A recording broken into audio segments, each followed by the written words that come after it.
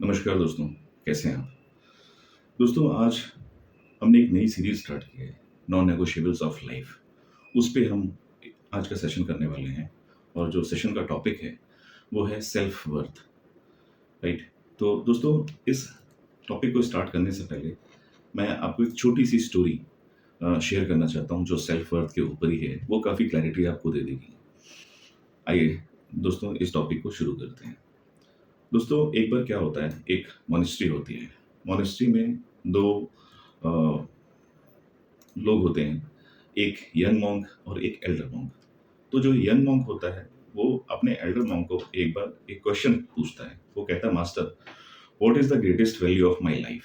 तो जो मास्टर होता है, वो मुस्कुराता है और वो उसको बोलता है कि मैं तुम्हारे इस क्वेश्चन का आंसर ज़रूर दूँगा, लेकिन इस क्वेश्चन का आंसर देने के लिए हमें एक प्रोसेस से गुज़रना पड़ेगा, हमें एक मिशन से गुज़रना पड़ेगा। क्या तुम उसके लिए तैयार हो? तो जो यंग मॉन्स्टर होता है वो हाँ में आंसर देता है, वो काफ़ी एक्साइटेड होता है। वो बोलता है कि ठीक है, जो भी चीज़ है मुझे सीखनी है और मुझे इस क्वेश्चन का आंसर जानना है। तो जो एल्डर मॉन्क होता है वो उसको बोलता है कि एक काम करो, आप बाहर जाओ, हिल स्टेशन पे थे वो लोग, और बोलता है कि 2 बड़े-बड़े पत्थर उठाओ और इन पत्थरों को आप कल सुबह मार्केट में लेकर के जाओगे। तो जो यंग मॉन्क होता है उससे पूछता है उससे क्या होगा? कहता है कि मैं आपको लेसन दूँगा ना, बताऊँगा, आप पहले इस प्रोसेस को फ़ॉलो करो। कहता है ठीक है। तो उसने पूछा कि एग्ज़ैक्टली क्या करना है, आप मुझे एक बार गाइड करिए। तो उसने बोला कि आपको कुछ नहीं करना है, ये पत्थर लेकर के आपको मार्केट में जाना है और मार्केट में जाकर के इन पत्थर को सेल करना है। साथ ही साथ उन्होंने इंस्ट्रक्शन ये भी दी कि आपको बिल्कुल भी बोलना नहीं है वहाँ पे, ठीक है? कोई भी नेगोशिएशन नहीं करना है। जब भी आपसे कोई भी इन पत्थर की कीमत पूछे, तो आपको शांति के साथ में बिना बोले सिर्फ़ 2 उँगलियाँ उठा देनी है।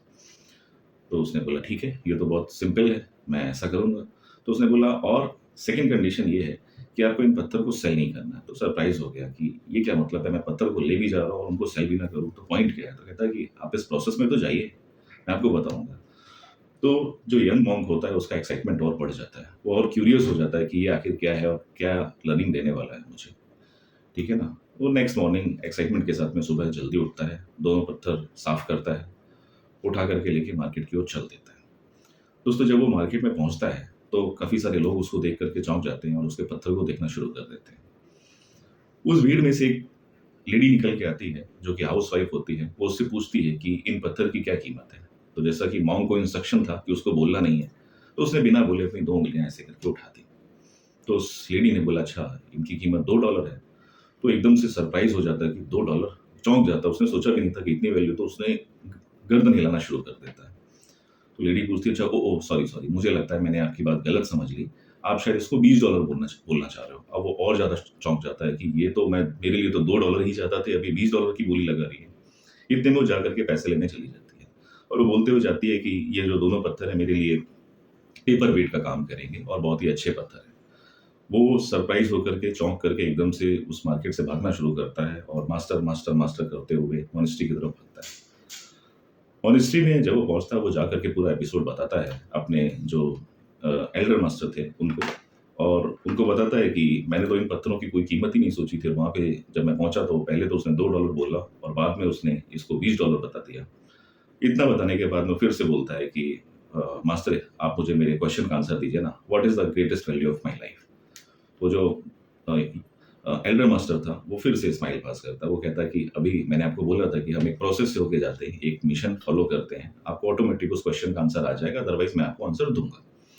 तो उसने पूछा कि क्या अभी हमारा मिशन पूरा नहीं हुआ, अभी इनकम्प्लीट है? तो जो एल्डर मास्टर थे, उन्होंने बोला कि जो मैं आपको एक्सप्लेन करना चाहता हूँ, उसमें थोड़ा टाइम लगेगा। अभी आप थोड़ा-सा पेशेंस रखिए। उसका एक्साइटमेंट और बढ़ जाता है। तो उसने पूछा कि अब मुझे क्या करना है? वो बहुत ही क्यूरियस था, वो जानना चाहता था कि ये किस प्रोसेस के थ्रू गुज़र रहा है वो, और वो अपना जो क्वेश्चन था, उस क्वेश्चन का अर्थ बहुत जल्दी समझना चाहता था। तो जो एल्डर मास्टर थे उन्होंने बोला कि आज आप मार्केट गए थे, कल आपको दोबारा से ये एक्सरसाइज़ फिर से करनी है और इसको फिर से लेकर के जाना है आपको, और इस बार आपको जाना है म्यूज़ियम। तो उसने बोला ठीक है। उसने बोला आपको सेम चीज़ करनी है, बिल्कुल भी नहीं बोलना है, जब भी आपसे इन पत्थर की कोई कीमत उठाए बोले, तो आप $2 ही, 2 उँगलियाँ ही उठाओगे। तो उसने बोला कि ऐसा कैसे, क्या ये करने में कोई हमारा बेनिफिट होगा? बिकॉज़ ऑलरेडी $20 की वैल्यू लग चुकी है, तो क्या मैं और ज़्यादा उँगली नहीं उठा सकता हूँ? उसने बोला कि नहीं, आप यही करो, इस प्रोसेस के थ्रू ही मैं आपको जो आंसर देना चाहता हूँ, वो इससे निकल कर के ही है। उसने बोला ठीक है, जैसा आप बोलते हो वैसे ही करते हैं। नेक्स्ट डे फिर से वो पहुंचता है, वापस म्यूजियम में एंट्री करता है। म्यूजियम में सारे लोग एकदम से चौंक जाते हैं कि ये यहाँ पे मोनेस्ट्री का एक यंग बॉय कैसे आ गया, कैसे इसने एंट्री ले ली है और ये मॉन्क यहाँ पे क्या करने के लिए आया है। फिर उन लोगों ने उसके हाथ में दोनों पत्थर देखे और वो पत्थर देख करके उससे पूछने लग जाते हैं कि ये पत्थर क्या है, इनका क्या पर्पज है। तो उनमें से एक बंदा समझ जाता है कि शायद ये पत्थर यहाँ पे सेल करने के लिए है। तो उसने बोला कि इन पत्थर की क्या वैल्यू है, आप मुझे एक बार बताओगे। तो जब उसने पूछा इस चीज़ के बारे में, तो उसने फिर से अपनी 2 उंगलियां उठा दी बिना कुछ बोले। जब उसने 2 उंगली उठाई तो उसने बोला, अच्छा इनकी वैल्यू $200 है। अब वो और ज़्यादा शॉक्ड और उसकी आंख बड़ी हो जाती है। तो ये देख करके वो जो पर्सन था उसको लगता है गलत वैल्यू लगा दी है। उसने बोला, सॉरी सॉरी, शायद आप $2000 बोलना चाह रहे थे, मैं $200 सुन करके बोल गया गलती से और मेरे से गलती हो गई। ये पत्थर आप मुझे $2000 में दे दो। ये दोनों पत्थर मैं तराश के अपनी जो मूर्तियां हैं मैं उनमें फिट करूंगा और उन मूर्तियों को जो और अच्छे से सजाऊंगा और अच्छे से सजा दूंगा, ताकि मैं उनको आगे अच्छे से उनको सेल कर सकूं। ये सुन करके वो और ज़्यादा घबरा जाता है। वो फिर से वहाँ से भागना शुरू कर देता है और चिल्लाते हुए जाता है, मास्टर मास्टर मास्टर। वो पूरा एपिसोड बताता है कि फर्स्ट डे $2, आज $2000, ये हो क्या रहा है, इन पत्थर की वैल्यू इतनी कैसे हो सकती है, हमारे पास तो यहाँ पे हज़ारों पत्थर हैं, इनकी यहाँ पे कोई वैल्यू नहीं है। वो लोग पत्थर की इतनी वैल्यू क्यों लगा रहे हैं। तो जो एल्डर मास्टर होता है वो पूरी बात सुनता रहता है शांति से, कुछ नहीं बोलता। वो कहता है कि मैं जैसा आपको बोल रहा हूँ आप वैसे ही करो। तो उसने पूछा कि क्या हमारा जो मिशन है पूरा हो गया है। जो मेरा क्वेश्चन है, what is the greatest value of my life, क्या उस क्वेश्चन का आंसर आप मुझे आज दोगे। तो उसने बोला कि मैं आपको प्रॉमिस करता हूँ इस क्वेश्चन का आंसर मैं आपको कल दूंगा। कल आपको फिर से ये प्रोसेस फॉलो करना है और कल आपको आर्ट गैलरी जाना है। तो उसने बोला कि आप करना क्या चाहते हो। फर्स्ट डे आपने मुझे मार्केट भेजा, सेकेंड डे आपने मुझे म्यूजियम भेज दिया, थर्ड डे आप मुझे बोल रहे हो आर्ट गैलरी जाना है। तो आखिर है क्या, मुझे कुछ तो बताओ। तो उसने बोला कि आप पेशेंस रखो, कल आपके इस जो सवाल है इस पे क्लैरिटी आ जाएगी, आपको आंसर मिलेगा। उसने बोला ठीक है, डन। तो बच्चा बहुत ही एक्साइटेड था। वो अपने क्वेश्चन का आंसर पाने के लिए इतना ज़्यादा फोकस था कि वो हर एक प्रोसेस से गुजरना चाहता था। और बड़ी एक्साइटमेंट के साथ में सुबह सुबह उठ करके फिर से वो चल देता आर्ट गैलरी की तरफ। आर्ट गैलरी में एंट्री लेता है। अब दोस्तों क्या होता है, पूरे टाउन में इस बच्चे और इस बच्चे के दोनों पत्थरों के बारे में एक अफवाह फैल गई थी कि कोई बच्चा है, उसके पास काफ़ी प्रीशियस पत्थर है और उसकी कोई बोली नहीं लगा पा रहा है। किसी ने $2 बोला था, उसने सेल नहीं किया। $2000 तक उसकी बोली लग चुकी है। तो एक बेंचमार्क सेट हो गया था पूरे टाउन में। पता चल गया था कि ये जो पत्थर इनकी वैल्यू लगता है $2000 से ऊपर है। तो जब वो वहाँ पे पहुँचता है आर्ट गैलरी में, तो एक पर्सन था, उसने उसको देख लिया। वो समझ जाता है कि ये वही पत्थर बेचने वाला मॉन्क है जो कल मार्केट में आया था। तो उसके पास जाता है, उससे पूछता है कि आप इन पत्थर को सेल करने आए हो। वो यस में गर्दन हिलाता है, बोलता कुछ भी नहीं। तो उसने बोला कि ठीक है, मैं इन पत्थर्स को लेने के लिए तैयार हूँ और मैं इनकी वैल्यू लगाता हूँ, ये $20,000 में आप मुझे दे दो। अब क्या था, उसकी आंख इतनी बड़ी हो गई शॉक और सरप्राइज से, उसका मुंह पूरा खुला का खुला रह गया। ये देख करके उस पर्सन को लगा कि लगता है मैं भी इस पत्थर की एक्चुअल वैल्यू नहीं लगा पा रहा हूँ। उसने बोला कि चलो अच्छा ठीक है, आप मुझे $2 लाख में सेल कर दो इन पत्थरों को। वो जो यंग मॉन्क था वो इतना घबरा जाता है, उसको समझ में नहीं आता है कि हो क्या है। और वो दौड़ते हुए जाता है अपने जो एल्डर मास्टर होते हैं उनसे जाकर के बोलता है कि आप मुझसे कराना क्या चाहते हो, मुझे समझ में नहीं आ रहा है, इस पत्थर की वैल्यू डे टू डे बढ़ती क्यों जा रही है, ऐसा क्या हो रहा है इन पत्थर्स में। मैं लेकर के इनको जाता हूँ, लेकर के वापस आता हूँ, इनमें कोई भी चेंजेस नहीं करता हूँ, फिर भी इनकी वैल्यू बढ़ती चली जा रही है, आप मुझे प्लीज एक बार एक्सप्लेन करो। तो जब उसकी इतनी बात उन्होंने सुनी एल्डर मॉन्क ने, उन्होंने बोला कि आप ऑलरेडी अपना जो क्वेश्चन है, जो आपका बेसिक क्वेश्चन था कि what is the greatest value of my life, आप उस क्वेश्चन का आंसर ऑलरेडी जान चुके हो। फिर उसने पूछा कि कैसे, आप मुझे एक बार प्लीज एक्सप्लेन करिए, मैं समझ नहीं पा रहा हूँ, मैं इतना ज़्यादा सरप्राइज हूँ इन पत्थर्स की वैल्यू को बढ़ते हुए देख करके। तो मॉन्क ने बड़ी अच्छी बात बोली कि देखिए, जो वैल्यूएशन होता है वो डिपेंड करता है आपके ऊपर। ठीक है, आप फर्स्ट डे आप मार्केट में गए, वहाँ पे इनकी वैल्यू $2 थी जो कि बढ़ के $20 तक पहुंची। सेकेंड डे आप म्यूजियम में पहुंचते हैं जहाँ पे इसकी वैल्यू $200 थी और वहाँ से बढ़ के ये $2000 हुई। थर्ड डे आप आर्ट गैलरी में पहुंचते हैं जहाँ पे इनकी जो वैल्यू थी वो $20,000 से बढ़ के $2 लाख हुई। तो ये आप पे डिपेंड करता है कि आपको अपनी पोजीशन और अपना प्लेस कहाँ पे सेट करना है, राइट। तो आपका जो क्वेश्चन था, what is the greatest value of my life, ये क्वेश्चन आपसे शुरू होता है और आप पे जाके खत्म होता है। ये सब कुछ आप पे डिपेंड करता है कि आपकी सेल्फ वर्थ है क्या, आप अपने आप को अपनी लाइफ में किस पोजीशन पे, किस प्लेस पे आप पुट करते हो। ये डिपेंड करता है आपके ऊपर। तो जो आपका क्वेश्चन है, उस क्वेश्चन का आंसर इन पत्थरों की इस स्टोरी में छुपा हुआ है। फिर उस बच्चे को उस एल्डर मॉन्क की बात समझ में आती है और वो काफ़ी खुश होते हुए उन पत्थरों को वहीं पे रख के बाहर चला जाता है और वो समझ जाता है कि ज़िंदगी का जो सार है, वो सब कुछ अपनी सेल्फ वर्थ में है। फर्स्ट स्टेप है दोस्तों लाइफ का, सेल्फ वर्थ। अगर वहाँ पे आपको क्लैरिटी है, तो सब कुछ क्लियर है। सारे एफर्ट्स, सारे मिशन, सारे विज़न, हर एक चीज़ क्लियर है। तो ये जो टॉपिक था, जिसका टाइटल था सेल्फ वर्थ, अब हम इसमें डीप डाइव करते हैं। जो मेरी खुद की वर्किंग है, जो मेरा खुद का एनालिसिस है काफ़ी रिसर्च करने के बाद में, मैं वो आपको शेयर करता हूँ। बिकॉज़ लाइफ में हम कई बार सारी चीज़ें ट्राई करते हैं, अपनी सेल्फ वर्थ को बिल्कुल भी झकझोर के नहीं देखते। हम नहीं देखते कि हमारी सेल्फ वर्थ लेवल पे है या डाउन है, या उस पे काम करना है तो कैसे काम करना है। हमने अपनी सेल्फ वर्थ क्यों डाउन कर रखी है, सेल्फ वर्थ डाउन होने के रीज़न क्या होते हैं, उनको कैसे दोबारा से ऊपर की ओर लाया जा सकता है, कैसे हम अपने सेल्फ वर्थ के थ्रू अपना कॉन्फिडेंस लेवल बढ़ा सकते हैं, और ये सारी चीज़ें करने से हमें हमारी लाइफ में क्या बेनिफिट मिलेगा, वो हम समझेंगे आज के इस वीडियो में। चलिए शुरू करते हैं। तो दोस्तों, सबसे पहली चीज़ है कि सेल्फ वर्थ होता क्या है। ये डेफिनेशन में क्लैरिटी आना ही बहुत ज़रूरी है कि सेल्फ वर्थ होती क्या है। देखिए दोस्तों, सेल्फ वर्थ हमारा एक इनर सेंस है, ठीक है? एक वैल्यू है, एक बिलीव है, जो हमें खुद बताता है कि हम, मतलब पैदाइशी जन्मसिद्ध अधिकार है हमारा समाज से प्यार पाने का, रिस्पेक्ट पाने का, अच्छी चीज़ों से गो थ्रू होने का, ठीक है ना? इर्रिस्पेक्टिव ऑफ आपने अपने जीवन में कितनी भी मिस्टेक्स क्यों ना की हों, कितने भी अचीवमेंट्स क्यों ना हासिल किए हो अपनी लाइफ में, और कैसे आपको बाकी लोग ट्रीट करते हो, उससे कोई फ़र्क नहीं पड़ता। आपकी जो सेल्फ वर्थ है, वो सबसे पहले आपके अपने लिए बहुत ज़्यादा इम्पोर्टेंट है कि आप अपनी वैल्यू अपने लिए कैसे करते हो, ठीक है ना? उसका एक्सटर्नल वर्ल्ड से कोई फ़र्क नहीं पड़ता, आपकी परफ़ॉर्मेंस से कोई फ़र्क नहीं पड़ता, आपकी पोज़ीशन से कोई फ़र्क नहीं पड़ता। आप अपनी लाइफ़ में कैसे जी रहे हो, कैसे क्या कर रहे हो, उससे कोई फ़र्क नहीं पड़ता। लेकिन आपकी जो सेल्फ वर्थ है, वो इंटैक्ट होना बहुत ज़रूरी है, और वो इंटैक्ट करने वाले फर्स्ट पर्सन जो होते हो, वो आप होते हो। एक्सटर्नल वर्ल्ड बिल्कुल नहीं होता, ठीक है ना? तो जो सेल्फ वर्थ होती है, वो टोटली इंटरनल होती है, ठीक है? और ऑर्गेनिक होती है। ये खुद से ही पनपती है, खुद से ही जन्म लेती है। तो उसकी सोर्स आप खुद हो। ये हमारा माइंडसेट, हमारा थॉट प्रोसेस डिसाइड करता है कि हम, हमारी सेल्फ वर्थ क्या होगी और कैसे होगी, राइट? तो जब हमारी सेल्फ वर्थ हल्की सी भी डाउन होती है, या फिर हम सेल्फ वर्थ को लैक करते हैं लाइफ में, तो हमें हमेशा लगता है कि हमें हमारी लाइफ में कुछ ना कुछ अर्न करना चाहिए। अर्न क्यों करना चाहिए? प्रूव करने के लिए। हमें हर वक्त लगता है कि हमें अपने आप को कहीं ना कहीं सोसाइटी में, कम्युनिटी में, कहीं ना कहीं किसी भी ग्रुप में हमें अपने आप को प्रूव करना चाहिए कि यस, वी आर द वर्दी पर्सन, हम भी वर्दी हैं। हमें बार-बार ये लगता है कि हमें अपने आप को प्रूव करके दिखाना है, साबित करना है, ठीक है ना? अगर आप हल्का-सा भी, आपकी सेल्फ वर्थ शेकन है, या फिर आप लैक ऑफ सेल्फ वर्थ से हल्का-सा भी स्ट्रगल कर रहे हैं। अब इससे होता है क्या दोस्तों? इससे जो हम समाज का, या फिर एक्सटर्नल जो एक प्यार हमें मिलता है, ठीक है? लव हमें मिलता है, वो काफ़ी कंडीशनल हो जाता है। जो सक्सेस है, वो भी एक्सीडेंटल लगना शुरू हो जाती है, बिकॉज़ कॉन्फिडेंस लेवल डाउन रहता है हमारा उससे, ठीक है? उसको ओरिजिनेट करने वाला ही सेल्फ वर्थ है।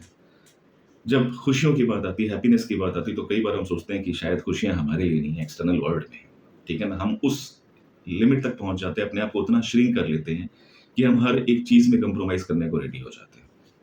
तो इतना इम्पैक्ट पड़ता है अगर आपकी सेल्फ वर्थ इंटैक्ट नहीं है। दोस्तों, अभी हमने जाना सेल्फ वर्थ, आगे बढ़ते हैं कि sign of low self worth क्या होते हैं, ठीक है? वो जानना भी ज़रूरी है।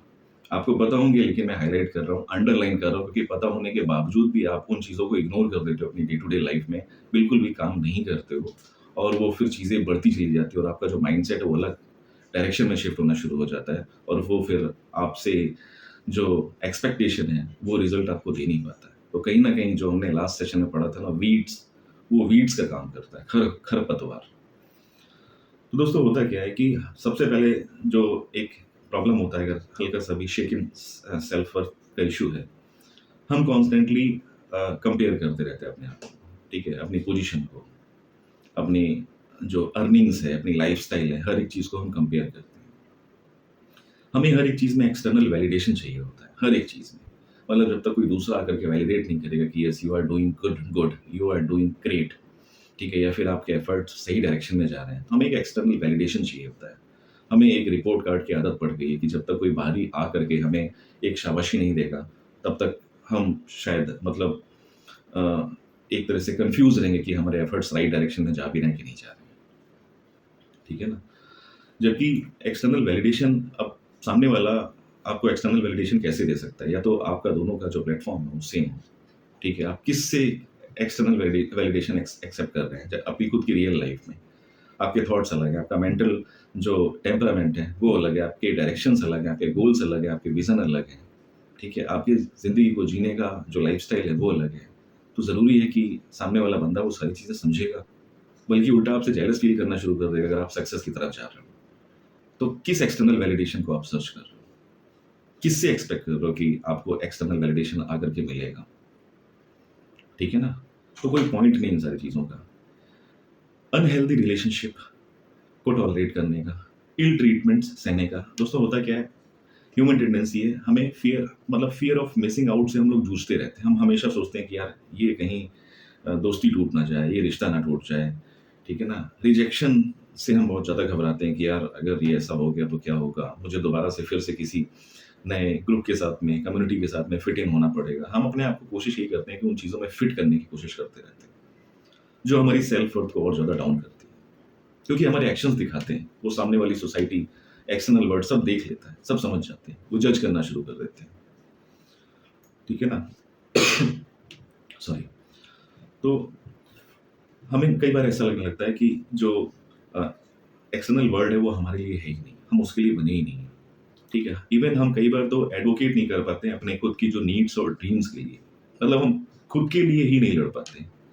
हम बात कर रहे हैं कि हम लाइफ में अलग अलग चीज़ें out of the box perform करने का, ठीक है, लाइफ एक अपनी जो ड्रीम लाइफ है वैसे जीने का, अपना आइडियल सेल्फ अपने आप को बनाने का, बट हम कई बार खुद के लिए ही नहीं लड़ पाते, ठीक है। हमारे जो ड्रीम्स है वो एंटायर द लाइफ ड्रीम रह जाते हैं, उनको हम हमेशा सपने में ही, सपनों की तरह ही देखते रहते हैं, कभी रियलिटी में कन्वर्ट ही नहीं कर पाते।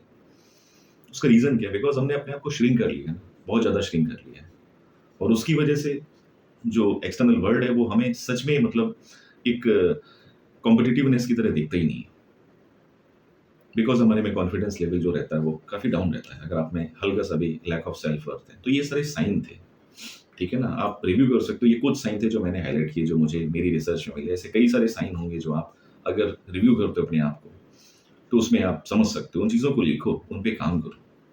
सिर्फ रिव्यू करके दोबारा से आगे बढ़ जाने से कुछ बेनिफिट होगा नहीं दोस्तों, ठीक है। अब जैसे मैं आपको एक कोट के थ्रू गाइड करता हूँ। कन्फ्यूशियस का एक कोट है, he who says he can, he who says he can and he who says he can not, both are usually right. तो कन्फ्यूशियस कहते हैं जो कहता है कि मैं कर सकता हूँ, और जो कहता है मैं नहीं कर सकता हूँ, दोनों ही अपनी अपनी जगह सही है, क्योंकि एक को पता है कि वो कर ही नहीं सकता है और दूसरे को पता है कि वो कर सकता है, ठीक है ना। तो आप डिफरेंस देख रहे हो ना, ये सेल्फ वर्थ का ही डिफरेंस है दोस्तों। एक को पता है कि वो कर सकता है इसलिए वो बोल भी रहा है, एक को पता है कि वो कर ही नहीं सकता, उसके अंदर से ही आवाज़ नहीं आ रही, वो नहीं कर सकता। तो उस आवाज़ को हमें कैसे भी करके, जो वॉइस है हमें और लाउड करना है, ठीक है ना। नेक्स्ट पॉइंट पे आते हैं दोस्तों। नेक्स्ट पॉइंट है, where does low self worth come from. ये आती कहाँ से?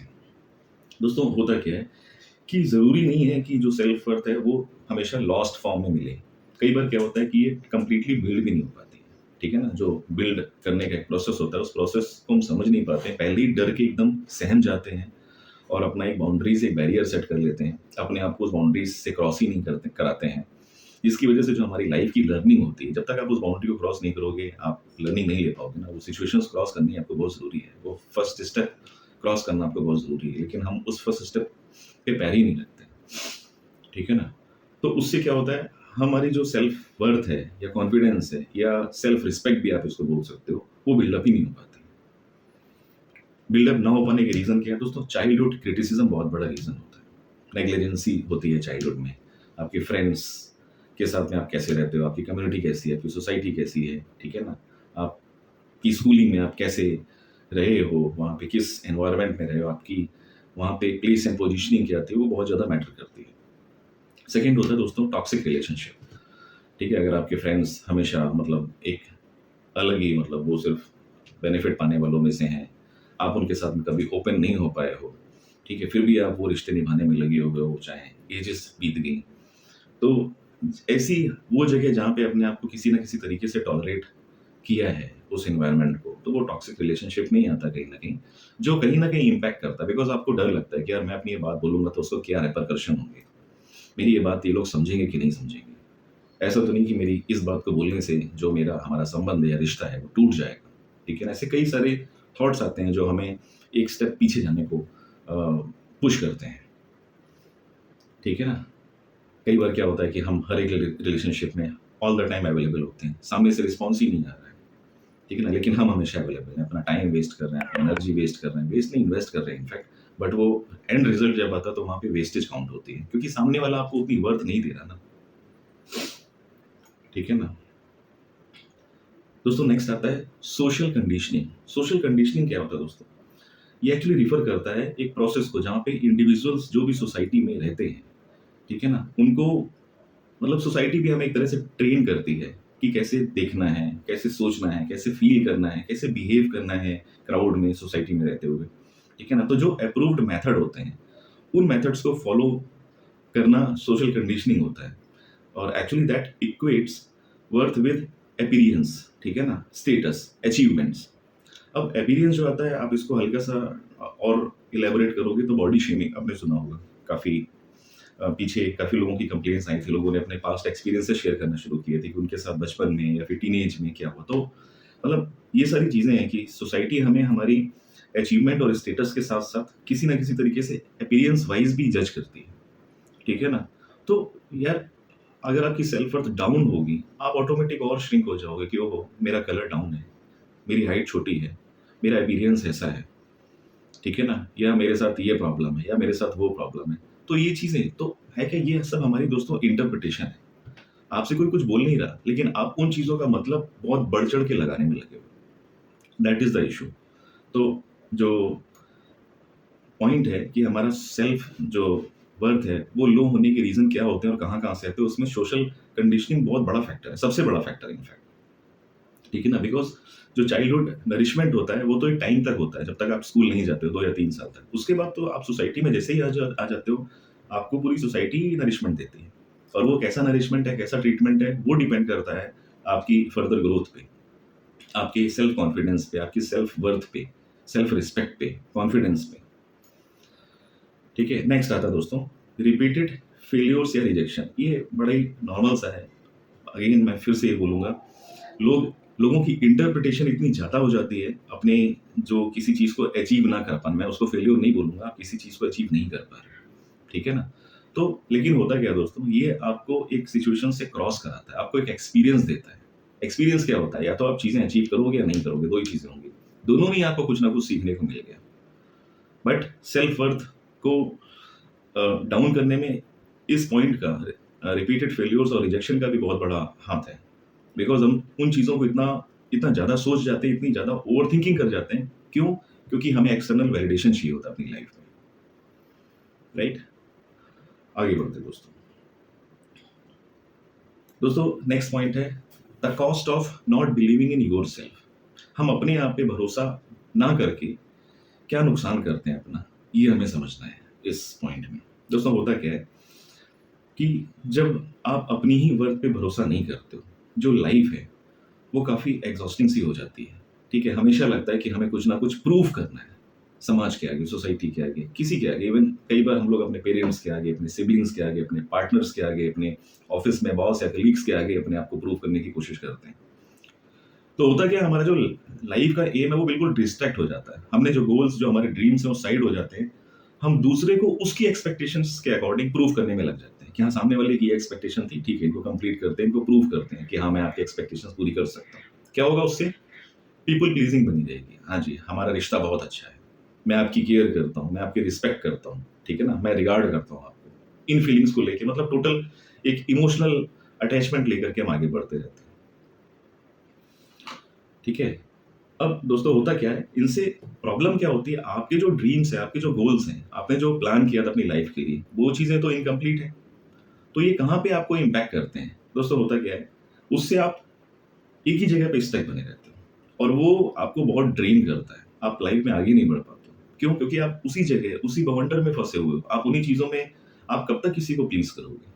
कब तक किसी की एक्सपेक्टेशंस पूरी करोगे? कब तक किसी को प्रूव करोगे? और अगर आप उन्हीं चीज़ों में करते रहोगे तो आपके जो अलाइन्ड पाथ थे, वो तो आपने छोड़ दिए ना, ठीक है? तो उससे होता क्या है दोस्तों, हमारे अंदर एंग्ज़ायटी आती है, गुस्सा आता है, रिएक्शंस स्टार्ट होते हैं, बर्नआउट्स आता है कि ठीक है ना, कॉम्पिटिट करने की एक वो आती है कि यार मैं कर नहीं पा रहा हूँ, फ्रस्ट्रेशन आती है।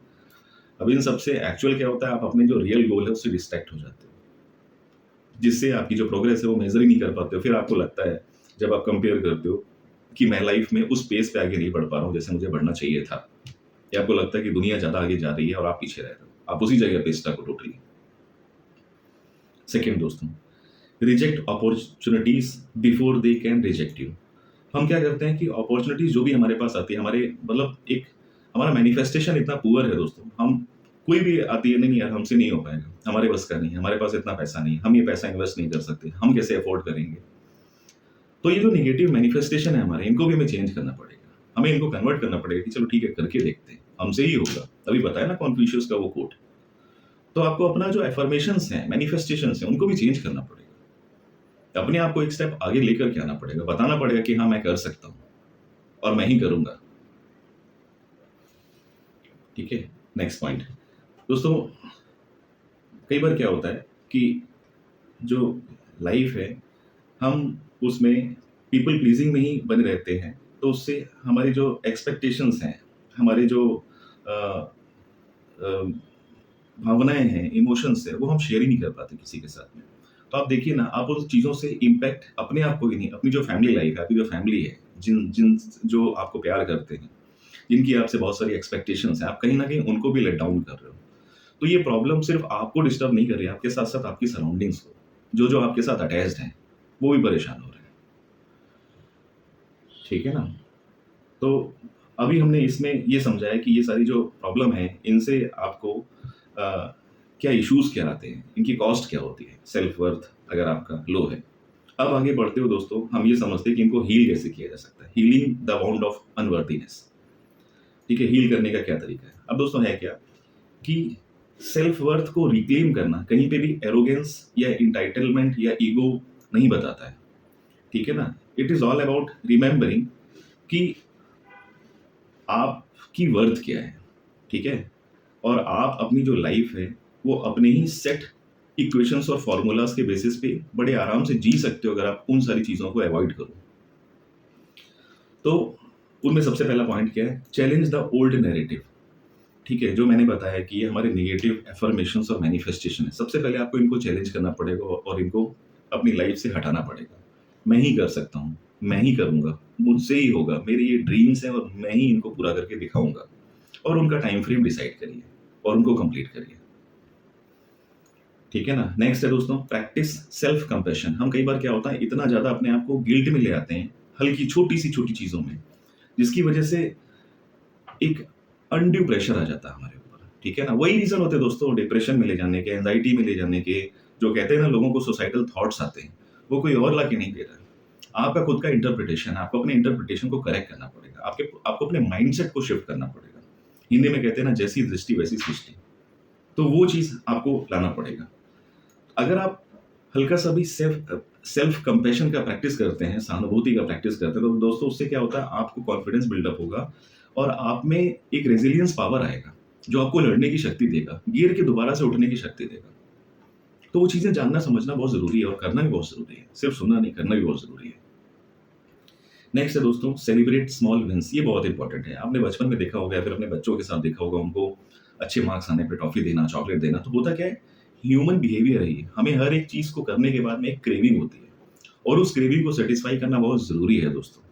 ठीक है ना, तो छोटी छोटी जो स्मॉल विंस हैं, जो आपने टारगेट सेट किए थे, उनको अगर आप सेलिब्रेट करते हो अकेले या फैमिली के साथ या फिर जो भी आपके लव्ड वंस हैं उनके साथ में, आपको ये नेक्स्ट स्टेप पे जाने के लिए बहुत मोटिवेट करेंगे। आप करके देखिएगा। ठीक है ना, stop waiting to be chosen. हम कई बार क्या होते हैं, मतलब सोचते हैं कि मेरा होगा या नहीं होगा, क्या मुझे सेलेक्ट किया जाएगा। अरे आपको खुद पता होना चाहिए कि आपका होगा कि नहीं होगा, आपको खुद पता होना चाहिए कि आप सेलेक्ट होगे कि नहीं होगे। इतनी तो आपका गट बता ही देता है, इतना तो कॉमन सेंस या फिर इतना तो आप अपने आप पे भरोसा करने के बाद में अपनी परफॉर्मेंस, या फिर लोगों को जिसको जिसको लगता है कि उसका नहीं हो सकता, वो क्लियरली बोल देता मेरा नहीं होगा, आई वॉज नॉट प्रिपेयर्ड, वो सीधे बोल देता। तो आपका सेल्फ वर्थ ऐसा होना चाहिए कि यस और नो बिल्कुल क्लियर हो आपका, उसके बीच में कहीं पे अटके नहीं होने चाहिए आप, राइट? तो दोस्तों ऑल इन ऑल जो पॉइंट था वो ये है कि you are not broken, you are not too late, ठीक है ना?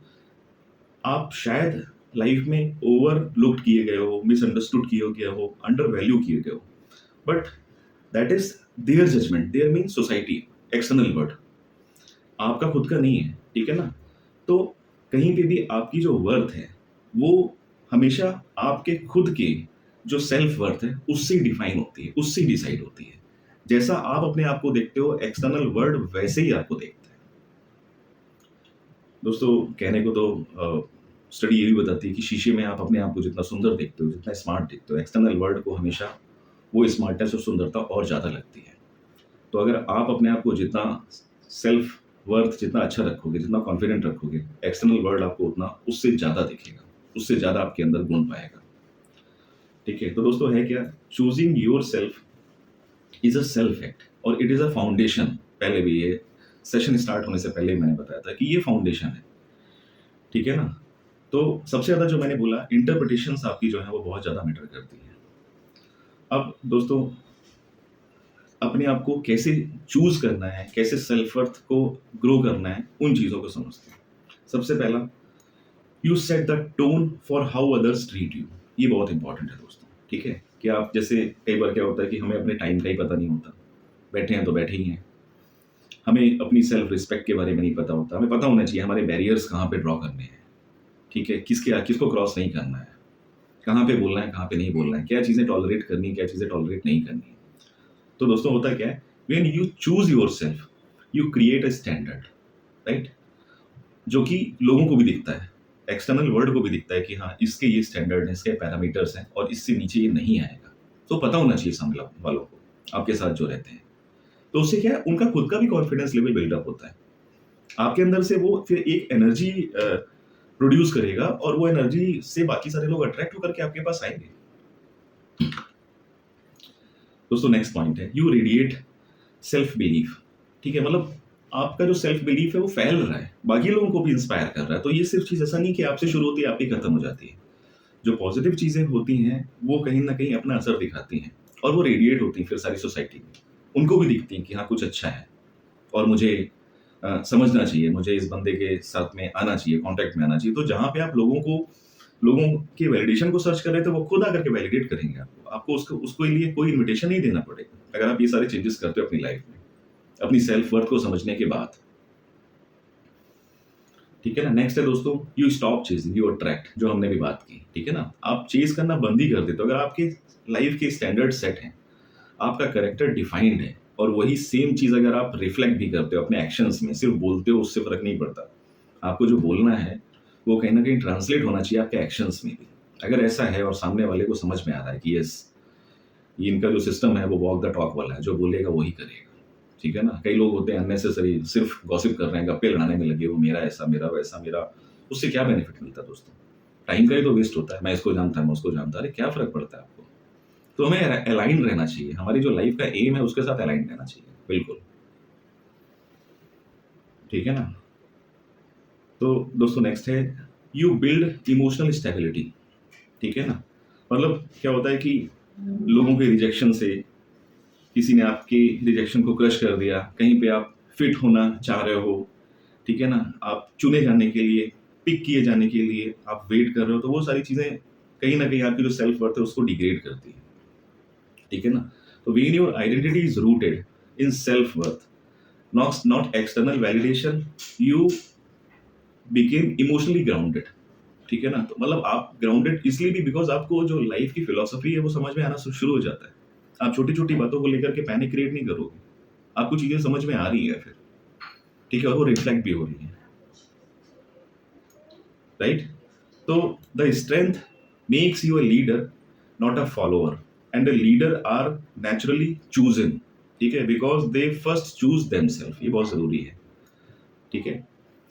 तो दोस्तों ये सारी चीजें थी जो हमने समझी अपने इस आर्टिकल में सेल्फ वर्थ में। तो लाइफ में सेल्फ वर्थ का होना बहुत जरूरी है और जैसा मैंने बताया कि हम लोग एक सीरीज ड्राफ्ट किया है, नॉन नेगोशिएबल्स ऑफ लाइफ में ये पहला पॉइंट था जो हम लोगों ने आज कवर किया। ऐसे कई सारे पॉइंट्स हम लोग लेकर के और आएंगे, बट मेरी आपसे रिक्वेस्ट है कि आप इस पे एक बार रिव्यू और उस पे वर्क करना बहुत ज़रूरी है, ठीक है ना? सिर्फ सुनना नहीं, आपको रिव्यू करना है सबसे पहले अपने आप को, और उसके अकॉर्डिंग आपको अपनी सेल्फ वर्थ पे काम भी करना चाहिए।